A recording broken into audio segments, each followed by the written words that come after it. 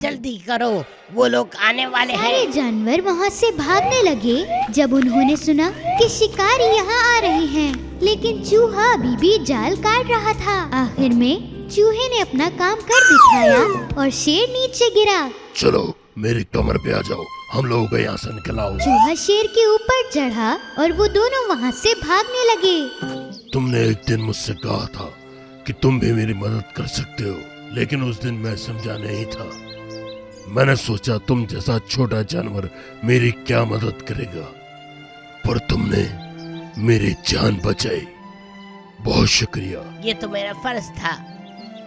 अब से तुम मुझसे कभी नहीं डरना, बल्कि अब तुम्हें किसी भी चीज से डरने की जरूरत नहीं, क्योंकि तुम एक बहुत अच्छे जानवर हो और आज से हमारी दोस्ती और भी ज्यादा मजबूत हो गई है। इसलिए तुम किसी से भी नहीं डरना।